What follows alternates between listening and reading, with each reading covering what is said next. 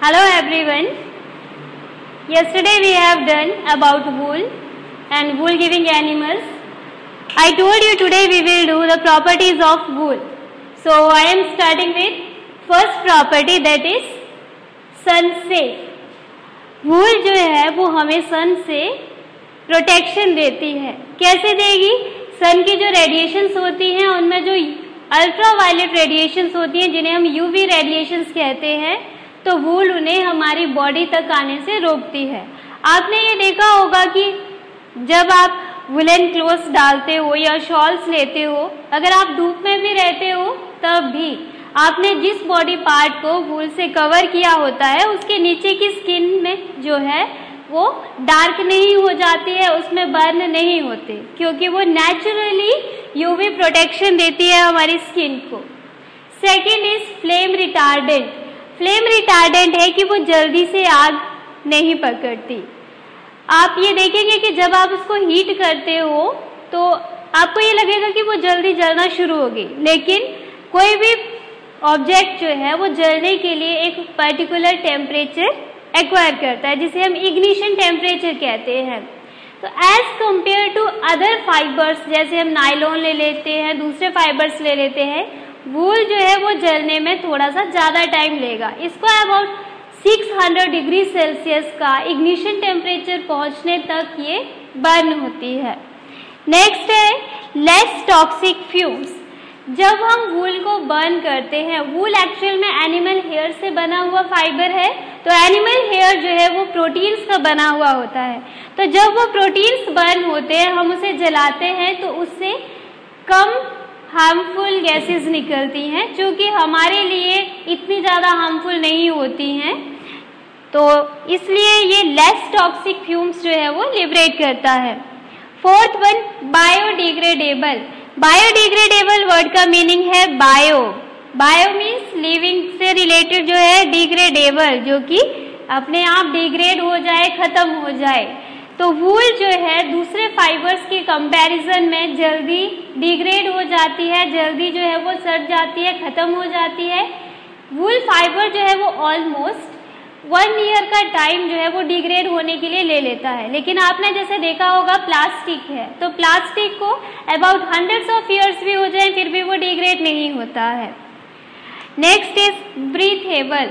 Breathable है breathe हुआ, सांस लेना और छोड़ना। तो यहाँ पे हम ब्रीथेबल इसे कहेंगे कि ये वूल फाइबर जो है वो इजीली वाटर वेपर्स को एब्जॉर्ब भी कर लेता है और इजीली उनको रिलीज भी कर देता है, तो इसीलिए ये ब्रीथेबल है और ये हमारी बॉडी के लिए कंफर्टेबल भी है। 6, नॉन एलर्जेनिक। तो ये है कि वूल फाइबर जो है अगर हम इसे पहनते हैं, हमारे स्किन के कांटेक्ट में आता है, फिर भी हमें इससे एलर्जी नहीं होती है। अगर हम बढ़िया क्वालिटी की या फिर प्योर वूल लेते हैं तो उससे हम वार्मर भी बना लेते हैं। वार्मर आपको पता है कि स्किन के साथ डायरेक्ट कांटेक्ट में होते हैं, तो उससे कोई भी एलर्जी हमें नहीं होती है। लेकिन अगर हम घटिया क्वालिटी की वूल लेंगे या फिर मिक्स्ड वूल लेंगे जो कि आर्टिफिशियली बनाई जाती है, तो उससे क्या होता है कि कई बार हम पहनते हैं और हमें इचिंग, खुजली होना शुरू हो जाती है और स्किन जो है वो रेड भी हो जाती है। तो जो प्योर वूल है वो एलर्जी नहीं करती है। Next one, durable and elastic. Durable होता है ज़्यादा टाइम तक चलने वाला, और इलास्टिक होता है कि जो इजीली हम उसे स्ट्रेच भी कर सके और वो कॉन्ट्रैक्ट भी हो सके। तो वूल का जो फाइबर है, वूल का एक थ्रेड जो है, अगर आप उसको टर्न करो तो अबाउट 20,000 टाइम्स आप उसको टर्न कर सकते हो, वो फिर भी ब्रेक नहीं होगा।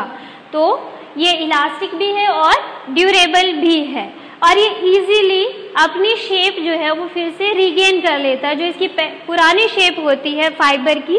जैसे मान लिया आपने स्वेटर बना है, अगर आप उसको उधेड़ते हो या फिर उसमें से वूल फाइबर को निकालते हो, आप उसको थोड़ा सा स्टीम दो, वो अगेन स्ट्रेट फाइबर बन जाएगा बिना टूटे हुए। Next, easy care.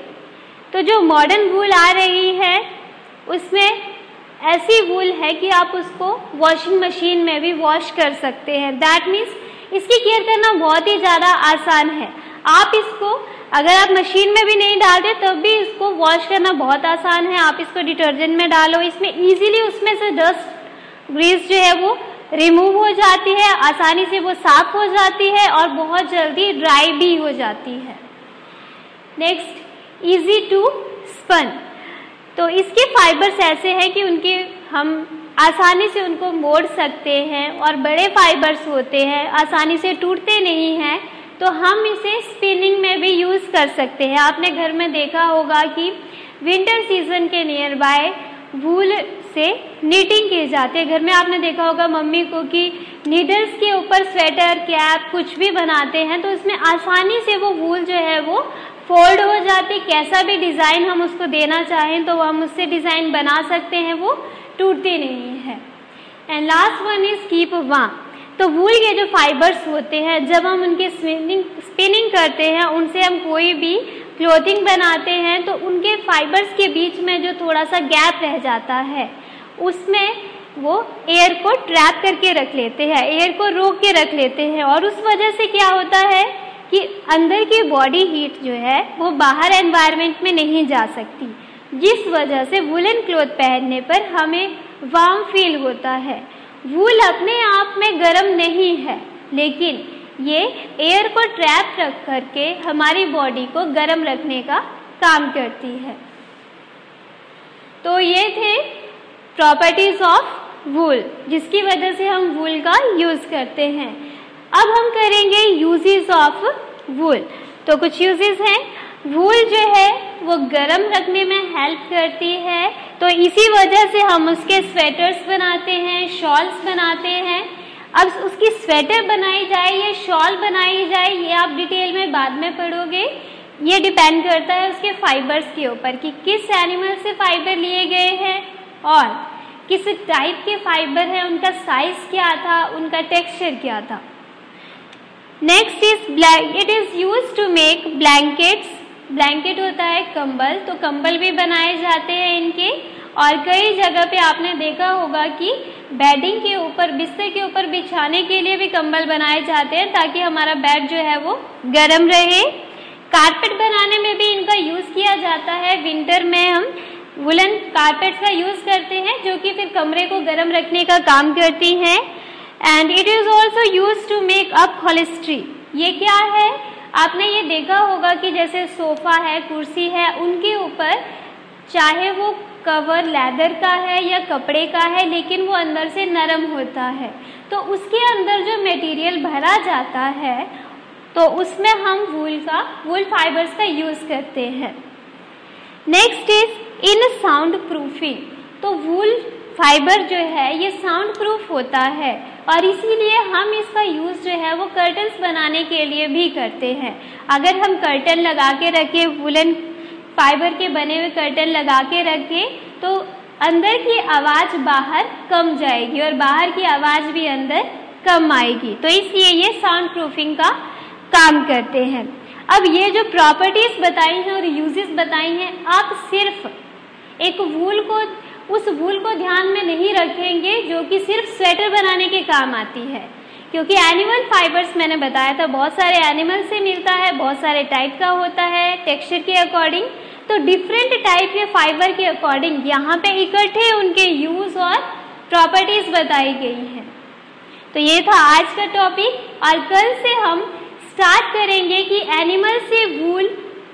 Animal fibre से हम प्रॉपरली वूल कैसे बनाएंगे, जिसका यूज फिर हम इंडस्ट्रीज में भी कर सकते हैं और निटिंग के लिए भी कर सकते हैं।